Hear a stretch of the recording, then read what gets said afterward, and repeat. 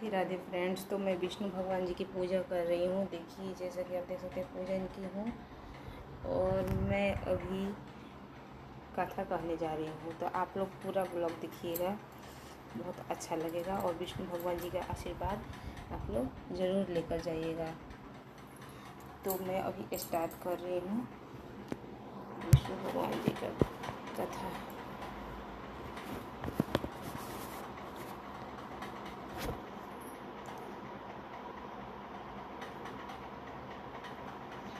जय विष्णु भगवान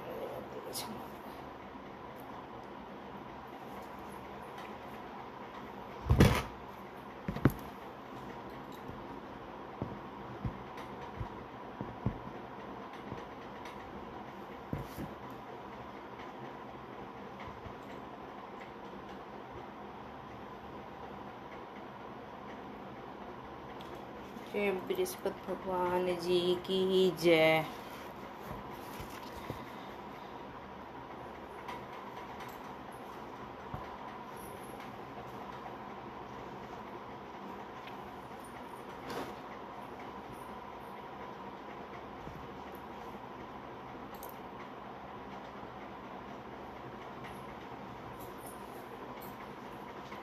प्राचीन समय की बात है। भारत में एक राजा राज करता था। वो बड़ा ही प्रतापी और दानी था।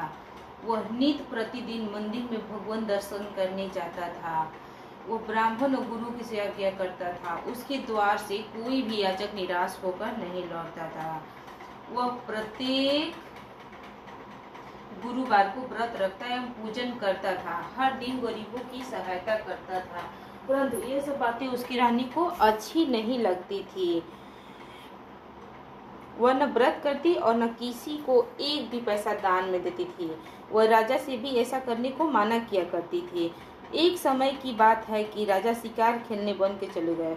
घर पे रानी उदासी थी। उस समय गुरु बृहस्पति साधु का रूप धारण कर राजा के दरवाजे पर भिक्षा मांगने आए। साधु ने रानी से भिक्षा मांगी तो वो कहने लगी, हे साधु महाराज, मैं इस दान और पुण्य से तंग आ गई हूँ। इस कार्य के लिए मेरे पतिदेव ही बहुत है। अब आप ऐसी कृपा करें सारा धन नष्ट हो जाए तथा मैं आराम से रह सकूं। साधु रूपी बृहस्पति देव ने कहा, हे देवी, तुम बड़ी विचित्र हो। संतान और धन से कोई दुखी नहीं होता है, इसको सभी चाहते हैं। पापी भी पुत्र और धन की इच्छा करता है। अगर तुम्हारे पास धन अधिक है तो भूखे मनुष्यों को भोजन कराओ, प्याव लगवाओ, ब्राह्मणों को दान दो, धर्मशालाएं बनवाओ, कुआं, तालाब, बावड़ी, बाग, बगीचे आदि का निर्माण कराओ तथा निधनों की कुंवारी कन्याओं का विवाह कराओ। साथ ही यज्ञादि करो। इस प्रकार के कर्मों से आपके कुल और आपका नाम परलोक में सार्थक होगा एवं स्वर्ग की प्राप्ति होगी।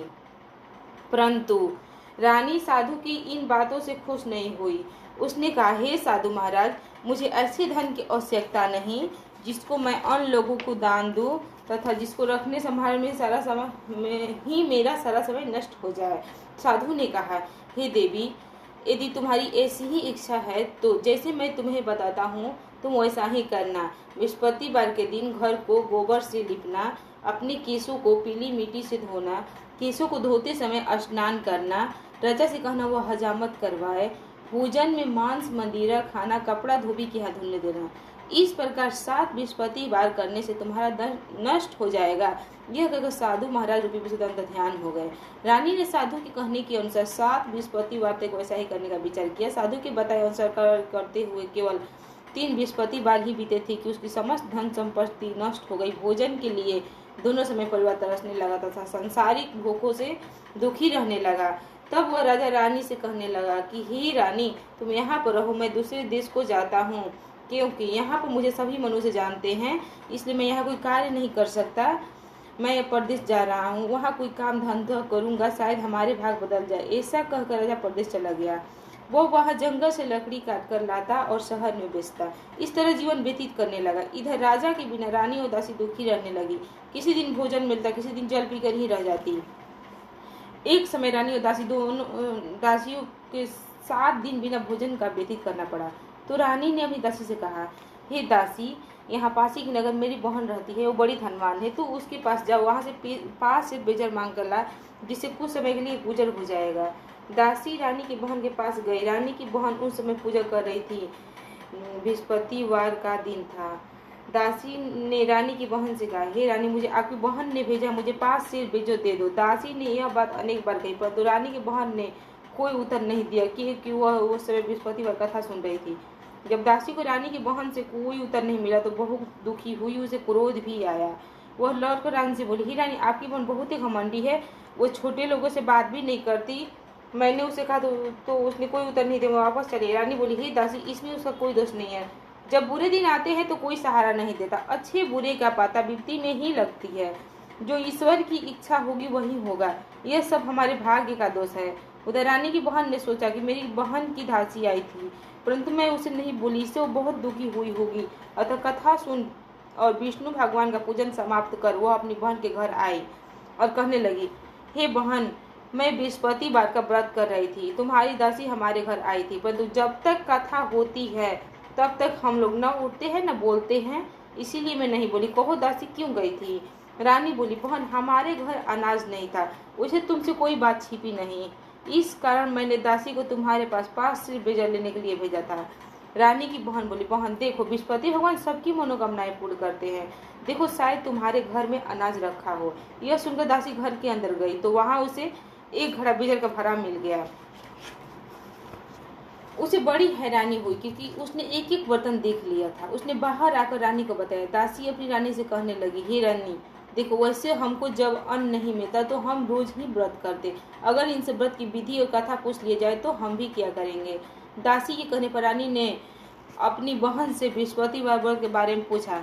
उसकी बहन ने बताया, हे रानी बहन, बृहस्पतिवार को सूर्योदय से पूर्व उठकर स्नान करके बृहस्पतिवार का व्रत करना चाहिए, लेकिन उस दिन सिर नहीं धोना चाहिए। बृहस्पतिवार के व्रत में चने की दाल और मुनक्का से विष्णु भगवान का केले के वृक्ष की जड़ में पूजन करे तथा दीपक जलाए। उस दिन एक ही समय भोजन करे, भोजन पीले खाद्य पदार्थ का करे तथा कथा सुने। इस प्रकार करने से गुरु भगवान प्रसन्न होते हैं, अन्न पुत्र धन देते हैं, मनोकामना पूर्ण करते हैं। व्रत और पूजन की विधि बताकर रानी की बहन अपने घर लौट गई। रानी और दासी दोनों ने निश्चय किया कि बृहस्पति देव भगवान का पूजन जरूर करेंगे। 7 दिन बाद जब बृहस्पतिवार आया तो उन्होंने व्रत रखा। घुड़सवार में जाकर चना गुड़ बीन लाई तथा उसकी दाल से केले की जब विष्णु भगवान का पूजन किया। अब भोजन पीला कहाँ से आए? दोनों बड़ी दुखी हुई, परंतु उन्होंने व्रत किया था, इस कारण बृहस्पति देव भगवान प्रसन्न थे। एक साधारण व्यक्ति के रूप में वे 2 थालों में सुंदर पीला भोजन लेकर आए और दासी को देकर बोले, ही दासी, यह भोजन तुम्हारे और रानी के लिए है, तुम दोनों करना। दासी भोजन पाकर बड़ी प्रसन्न हुई। रानी से बोली, रानी जी भोजन कर लो। रानी को भोजन आने के बारे में कुछ पता नहीं था, इसलिए वो दासी से बोली, जा तू ही भोजन कर, क्योंकि तू हमारे वेद में हंसी उड़ाती है। दासी बोली, एक व्यक्ति भोजन दे गया है। रानी कहने लगी, वह भोजन तेरे ही दे गया है, तू ही भोजन कर। दासी ने कहा, वह व्यक्ति हम दोनों के लिए 2 थालों में भोजन दे गया है, इसलिए मैं और आप दोनों ही साथ साथ भोजन करेंगे। दोनों ने गुरु भगवान को नमस्कार कर भोजन प्रारंभ किया। उसके बाद से प्रत्येक बृहस्पति भगवान का व्रत और पूजन करने लगी। बृहस्पति भगवान की कृपा से उनके पास धन हो गया, परंतु रानी फिर पहले के तरह